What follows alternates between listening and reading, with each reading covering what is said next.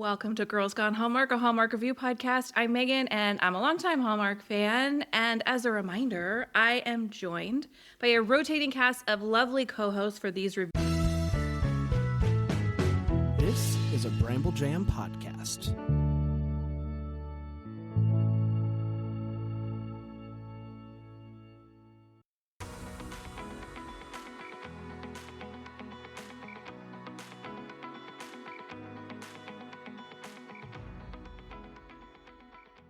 Views of the Chicken Sisters.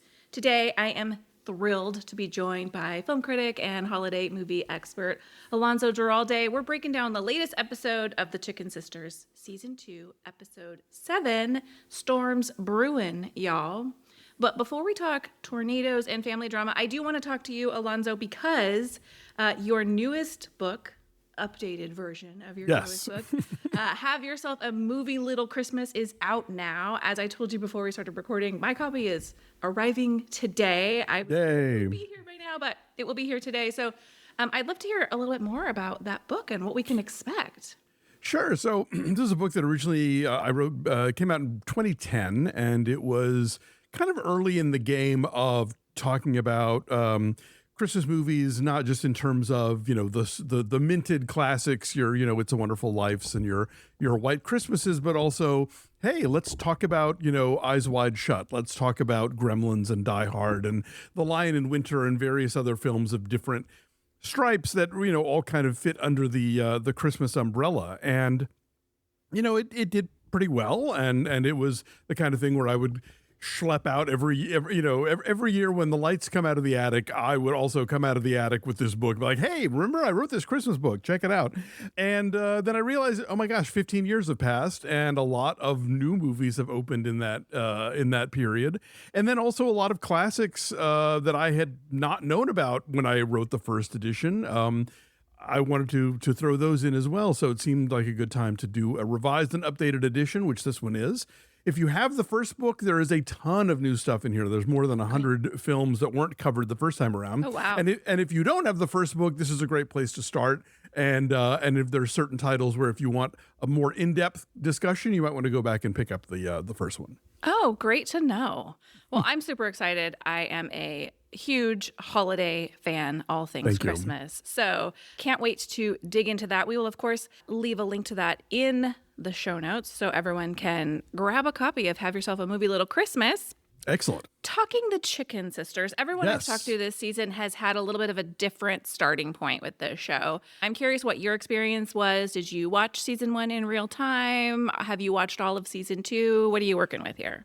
Yeah, I hopped in at the beginning. I was one of those, I had already been a Hallmark Movies Now subscriber, and then I did that thing where if you renewed your Hallmark Movies Now subscription for a year before it became Hallmark Plus, you saved like $20. So so I was in from day one, and watching the Chicken Sisters, which I was very excited about because obviously the cast drew me in, not just the leads. But also I think a lot of the supporting players like Cardi Wong, who we finally got back in this episode after some absence, and Rukiah Bernard and folks like that. Where is our gay cowboy? Like, what happened to him? Jake Boy, where did he go? I have to assume he's coming back for the finale, for the wedding, but one would hope. His absence has been felt this season. But yeah, so I've been watching from the get-go. I never read the book, so I came in cold to this world, and I didn't have expectations about season 2 being like, oh no, now they're straying from the material. But I think that what we've seen a lot lately in TV is that, you get a show like The Leftovers or The Handmaid's Tale where, at some point they run out of novel and then they're kind of on their own. And more often than not, at least has been my experience in the shows that I've watched, the writers come up with cool places to take those things. And I feel like we're, after maybe a bit of a bumpy start this season, we're getting there with Chicken Sisters as well. Yeah, I would agree with that. I did read the book and spent the entire first season going, well, in the book, this happened, and in the book, that happened. But I feel like looking back on it, the changes that they made were really smart changes that set themselves up really well for a Hmm. second season. I mean, most notably, Frank Jr. is dead in the book. And Oh, well. yes. So Frank Jr. is such a key part of the conflict in this both seasons that you Yeah. can't even really imagine this series without him. So I think they made some smart changes. We have a very fun episode to talk about, the tornado episode. Hmm. Storm's brewing, y'all. I'm excited to dive into this. And let's go ahead and start with your first impression. I mean, I want to say this is the strongest episode yet. At least it's certainly the most cathartic. I think that a lot of times with serialized drama, we sort of we see these misunderstandings and these disagreements go on. And then every so often they just everybody gets plopped in a room together and they just got to work it out. And we have a bunch of those. Do you know the expression bottle episode? Yes. Where if a TV show is maybe running over budget, they'll do an entire episode where it's two characters in one room hashing it out. I kind of felt like this was a 6-pack of bottle episodes. Yeah, exactly. Because you've got all these sort of little mini dramas playing out in different locations while the storm is raging through. But yeah, I think overall we get to some really interesting places with characters. Some wonderful reveals are made. People show who they are in different ways. And so, yeah, I found this one really satisfying. Every time I think of bottle episode, I think of The West Wing. Whenever we get an episode where they don't leave the White House at all, Right. you're like, this was a tight budget episode. We don't get any exterior shots, certainly no Air Force One. Right. I agree with you. I think this was a highlight of the season, and I think some people have complained that the season feels a little slow. I haven't. I really enjoy these characters, and I like the story we're telling this season, so I haven't felt that, but it's a really interesting way to stretch a several-hour period over an episode and not make it feel slow by adding in all the drama of the tornado and all the interpersonal drama happening alongside it. Yeah, if you're here for the conversations, they don't skimp on that. But if you also just want to watch Leah Thompson driving around as the wind is whipping around as she's rescuing people, then yeah, there's a little bit of everything for folks.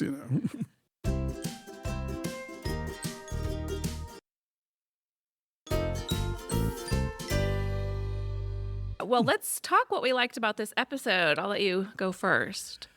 Oh gosh, I mean, well, first of all, the return of Cardi Wong. Very excited about that. Yes, me too. I loved I think the May J stuff was really strong because she has been grappling this whole season with this notion of the Mimi's curse, and I think where she finally sits down and spells it out to him and what she fears about it, and him responding that it's not a curse, it's a tragedy, and that when he talks about how a bunch of weak men basically walked out on these women, that is so much the theme of this show in terms of this is a matriarchy. This is a show about a community where the women really run things and men are either supportive or an active hindrance, and so we have you have your Jays and your Sergios who are supportive and who are understanding and willing to work with and love these women, and then you have your Frank Juniors and whoever else, the mayor, who's just being being a royal pain about everything. And so for him to really step up in that moment and be like, no, this is I see a lot of weak men here. This is not about the Mimi's girls, but then for her to counter with, no, but I'm the one who's going to run.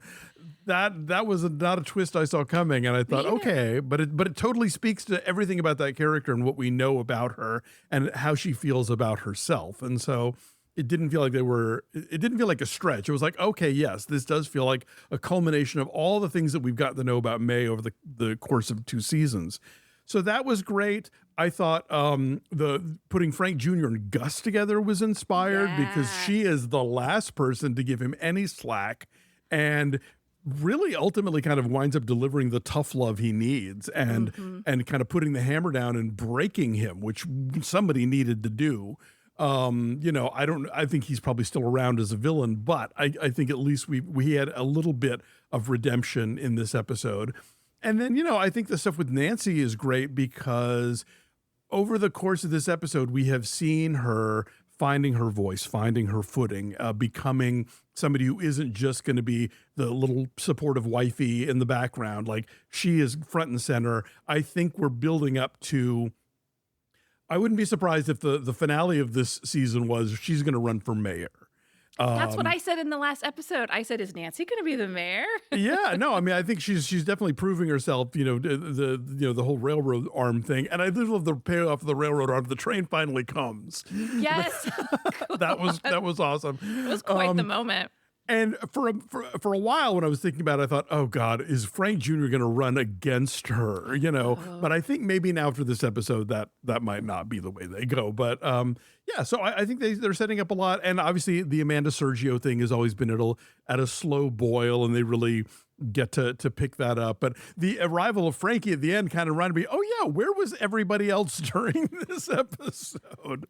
Yeah, definitely. One of my wishes about that was like, I really would have loved to see Sabrina. This was a great opportunity for a Frankie and Lindsay moment. That's a relationship I'm totally rooting for. But we definitely had a lot going on. I mean, you really hit all of the high points for me. May and Jay is the biggest storyline for me. I just felt like their conversation was so powerful when he was saying, his conversation about these are weak men. And I really liked when he pushes her, when he's like, don't treat me like them. Yeah. And we get that flip where she's like, no, I'm them. Yeah. I thought it was the Gus Frank Jr. redemption story. Look, I've been saying all along, I don't want a Frank Jr. redemption story. I don't want to root for him. Frank Jr. can ride off into the sunset. All love to James Cott. But we needed it for Nancy, at least, if for nothing else. And I think it kind of brings Gus's transformation full circle, that she is allowed to see, she talks about how they both had demons to face. She was not a great mother. Yeah. And the fact that she's able to, like you said, give him the tough love, but then also see her part in it, and kind of, she's made amends with her daughters, and now here's her chance to finally do something for Nancy, who's done something for everyone else. For sure. And I think it would be easier to write off Frank Jr. entirely if he weren't Nancy's son and Frankie's dad. Yeah, exactly. But because he is, like, we have to give him some level, we have to hope that he achieves some level of grace, Yeah, you're exactly right. You want Nancy to have that, because you've seen this entire season, she's just wanted that relationship with Frank Jr. back, and she has pushed him and said, you owe me an apology too. Like, I'm willing to make amends, but I'm not alone in this. And I really like that she spends this entire episode trying to save him, which part of me was like, come on, like, this is reckless. This is crazy, some of the stuff you're doing. But that she is going to get that piece. I don't really care that Frank Jr. has it, but it's for her behalf. Yeah, and that they can live in harmony, and Frankie can have a relationship with both parents without feeling like she's betraying her mother by doing so. Exactly. And look, I Margot Martindale said it, I believe it, and that settles it. That lovely line in the narration about no matter how old they get, they're always your baby. And so I totally believe that Nancy couldn't stop searching for him. Like, she had to make sure he was okay before she could get herself to safety. She is the queen of put their oxygen mask on before your own, even though you're not supposed to do that. Yeah, that's a great point. Speaking of our narrator, sometimes she can be quite on the nose, which is the point. But I did love, how can we know how strong our roots are if we're not tested by the wind? The metaphor does beat you over the head a little bit, but hey, it was better than those baseball ones, Also, I like our moment of levity with our dude bro Christian, who's absolutely losing it in the tornado, and he's weak and he's scared and he's broke, and the cluckery is not going to be long for this world. And, looking forward, there's some hint that maybe Mimi's has been destroyed by the storm. And so, season 3 may be about rebuilding together. Well, I mean, they've kind of already done that because both restaurants are the Chicken Sisters now, right? Isn't Right. that the premise? And so they have two locations in town. I got to say this, not to jump ahead on the things in the episode that No. didn't make sense, but nobody closes a door in this episode in the middle of a tornado. Like, I get it, the window is shattered, like the things are higgledy piggledy, but close a door, people. Well, I thought it was so funny because Amanda and Sergio stacked those tables on top of each other, and then they have that window right there. And I'm thinking, why didn't you turn one of the tables on its side to block that glass that's going to be blowing through? You're just sitting under this table, and the window's right there. I grew up in the South, and in tornado time, it was not uncommon for people to get the masking tape out and do the X on the window so that if they shattered, keep it it would at least sort of, kind of contain the thing and not just have a million pieces of glass shattering all over the place. But, I guess they were too busy stacking tables to make that happen. They did seem to not have a great setup for tornadoes in a place that gets them often enough to have a tornado siren in town. Yeah, you'd think that like the restaurants would have a cellar maybe to go into. Yeah, the like, only one who had a cellar was, well, Gus and Nancy, I guess, both had tornado cellars, but the Yes. restaurant certainly didn't. No, not at all. And, this episode, again, I think the Deck the Hallmark guys have talked about with Gus, the show is very convenient about when she is and isn't a hoarder and does and doesn't have MS. Oh, yes. Yeah, we did get a little bit of a break from that. She seems to be, Nancy seems to have magically broken her of, she had that one hoarding closet, but she doesn't really seem to have any other Right. tendencies that have spilled over. But, she needed to be able to not get down the stairs in this episode so that Frank Jr. could step up, Yeah.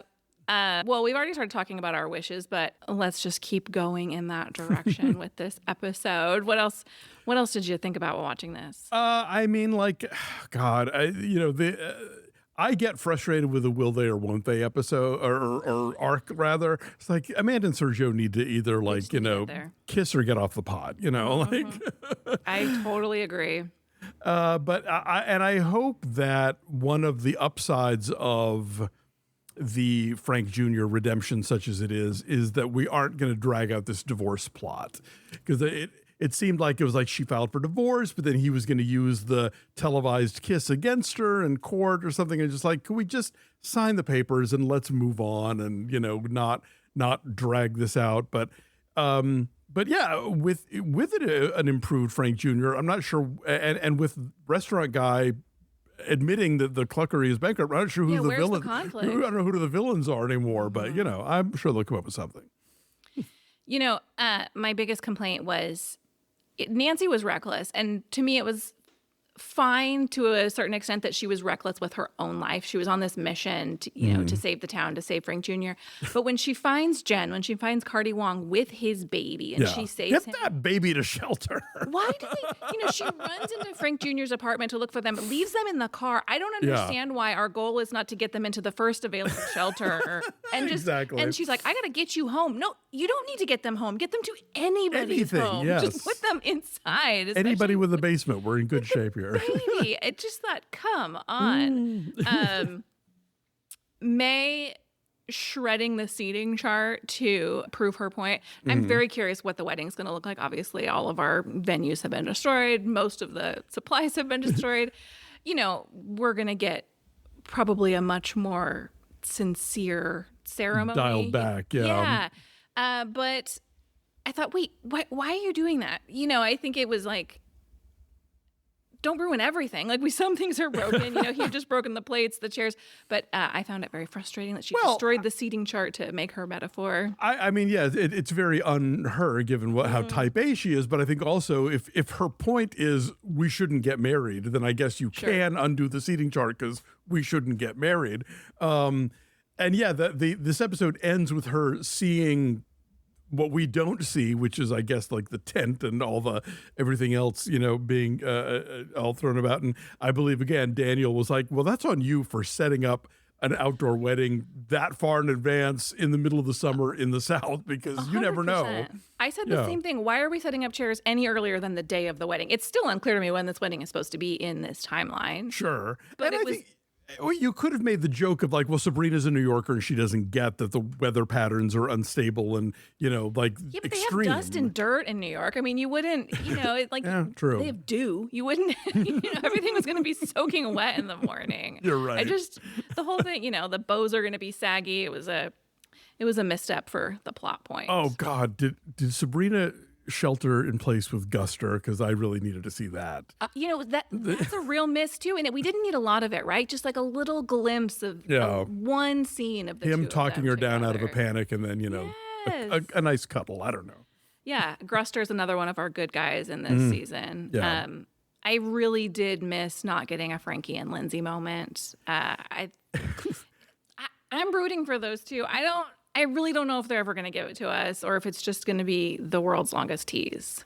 Yeah, it's funny. I'm so dense, and I usually am on the lookout for this kind of thing. It didn't even cross my mind to be shipping those two, but then between hearing y'all and Jax, I'm like, oh, yeah, that, okay, sure.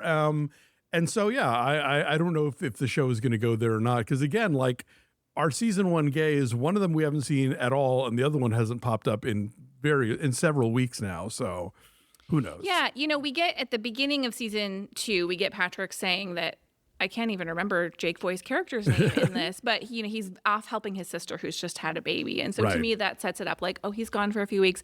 And in theory, he should be back for the wedding. For the wedding, yeah. Yeah, I mean, he was a key player. I'm sure he was doing something else. I don't think he was written out of the show. It wouldn't make sense to me. Like if Patrick's still there, that he wouldn't have at least made a couple of appearances. Yeah, I mean, I'm sure it was a schedule conflict or whatever, Yeah. but yeah, I think that character provided, if nothing else, just like insight into May's past that was valuable, and I think would have been a good sounding board for her this season. And so, yeah, I have actively missed him. I hope he pops up. Yeah, Amanda kind of steps into that grounding role for May, which has been nice for their sister relationship. But yeah, I've missed him too. The Frankie Lindsay, it's something I've been talking about since season 1. Wendy and I were big fans of that storyline. I felt like it felt very much like they were leading us down that path. We shall see. There's a lot to still wrap up in Sure. episode 8. So there's certainly going to be some threads left loose at the end of this season. And we haven't heard anything about a season 3 renewal at this point. So Yeah, and I worry because I know the numbers have not been great, which is depressing because, I bailed out of Way Home sometime in season 2. I just it stopped grabbing me, and I've never cared for When Calls the Heart. But like this show, I think is really sharp, and there are times when the writing's really good.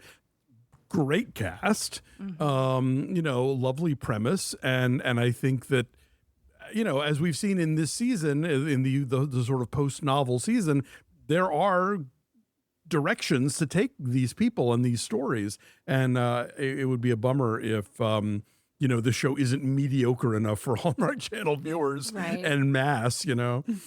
yeah, it doesn't seem to have people in general. The feedback I get is not super positive among the big swath of Hallmark viewers, but I think it's a super interesting show. I mean, I like what Hallmark is trying to do here with this. Yeah. I talked to somebody who said they watched season 1 and they saw the season 2 premiere and bailed. And I was like, okay, that episode, not great, but it actually does get better from there if you want to dive back in. Yeah, I mean, they're trying to set up so many things in that episode. They really can't get into anything. And they didn't really close the loop on the kitchen clash thing all that well in terms of, like, literally over the course of the season, the only person who's even mentioned it as a reason to come to the restaurant turned out to be Sergio's ex. Oh, yeah. Like, there's no, like, signage about it. There's no, like, out-of-town looky-loos. Like, there would be some kind of impact that being on that show would have had on the restaurants, ostensibly, because the way they pitched it the first season was like, oh, we're gonna make, it's gonna really make us in a big way nationally if we're on this show. But then they had never followed up with that in any way. So it's kind of like, well, what was the point then? Yeah, season 1, we have Shauna selling merch, and then episode 1, we have Shauna selling merch, and then it all just fades away. And now We're focused on everybody else. Oh, yeah. Where was Shauna during the tornado? Where was Shauna indeed? I mean, Shauna would have had a great storyline. I'm surprised she wasn't doing the Maybe she had a shelter that she charged people to get in. Perhaps. All right, let's talk our did you see that moments from this episode. Any standout moments for you? I did like the fact that when Frank Jr. gets Gus into the basement, he immediately starts picking up his childhood toys.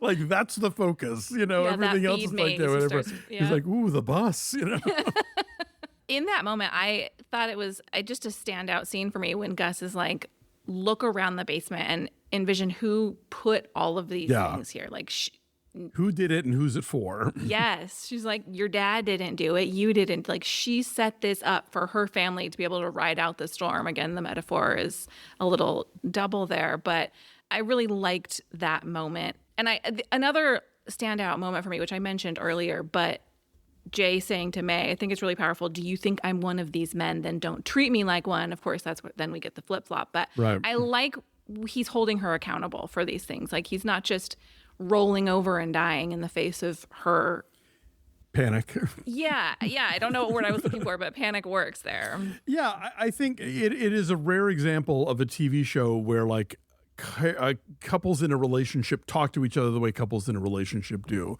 where he's like, okay, by your saying this or by your acting this way, you are saying about me the following things, and I don't appreciate that, and I don't deserve that. And so, yeah, I thought all that was really that was quite well handled by the writing and by the acting. I totally want to make Hush Puppies using a microplane onion now. That sounds like a great idea. That's a Rachel Ray move to microplane your onion. For sure. Look, if I can get actual cooking advice from a Hallmark thing, I appreciate it, because I still remember that movie where Lacey Chabert's parents were bakers, and she said, well, my mother said the secret ingredient for cookies is vanilla extract. Revolutionary. You don't say, Lacey. Measure with your heart. All right. Did you have a feathered friend of the week? Who'd you love this episode? Oh, God, so many chances. I mean, I got to say Nancy. I think this is really the episode where, like I said, they've been building up to her finding her voice, finding her independence, making if she had a weakness of being too much of a caretaker, they're turning that into a strength in that she is like looking out for the community, from starting from the railroad arm now all the way to like, turning on the siren and making sure that everyone's evacuated. So yeah, I would say this is absolutely Nancy's episode to shine. Yeah, I chose Nancy last week, and so just on principle, I didn't choose her this week, but I thought it was a nice full circle moment where she's kind of been forcing herself into these leadership roles a little bit this season. And we come back around to where the town hall people are like, all right, Nancy, what now? And I think that they were acknowledging her role in all of this. Yeah. I'm going to give it to Gus this week for calling out Frank Jr., but she does it in a way with just the tiniest bit of kindness. And I think what that does is allows him to actually hear what she's saying. She's not just throwing barbs at him the entire time, although she does plenty of that. Right. And I think that allows for his full redemption, as it were. A few drops of honey in the vinegar. That's right. That's right. Well, Alonso, where's the best place for people to find you outside of this episode? Well, I'm on Blue Sky at @Duralde and Alonso.Duralde on Instagram. And I write reviews for The Film Verdict. And you can listen to me on various podcasts, including Linoleum Knife, which I've done with my husband, Dave White, for 15 years now. Wow. Yeah, it's crazy. Like Breakfast the original podcast. I do feel like the old gray mare at this point. Breakfast All Day with Christy Lemire. You can catch that on YouTube or as a podcast. Maximum Film on the Maximum Fun Network. And I pop in on the regular on Deck the Hallmark to talk about non-Hallmark, non-Lifetime Christmas movies. That is usually the gig. And do please pick up my my new book, Have Yourself a Movie Little Christmas, the revised and expanded edition. Yeah, I can't wait. Again, we will link everywhere you can find Alonso in the show notes of this episode. Thank you so much for joining me for this episode. This was a great time. Thanks for having me. I kind of feel like I'm in a bubble on this show, and I don't really know that many people that watch it, so it was great to be able to dig into it. I totally agree. Are you looking forward to the countdown to Christmas season? Oh yeah, always. I'll be in Greenville for the Deck the Hallmark marathon, so make sure to check that out. Amazing. We can't wait. Well, once again, Alonso, thank you for being here. And thank you for listening to this episode of Girls Gone Hallmark, a Bramble Jam podcast. If you love this podcast, we love your 5-star ratings and reviews. You can leave them right in the podcast app you are listening in. We'll see you Do next it. time. Goodbye.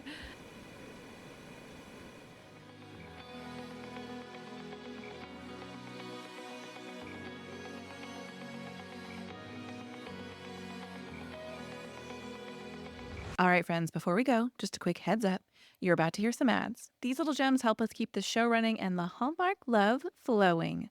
So do with that info what you will. Grab a snack, hit the skip button, or maybe, just maybe, listen in and discover your new favorite product. Bye.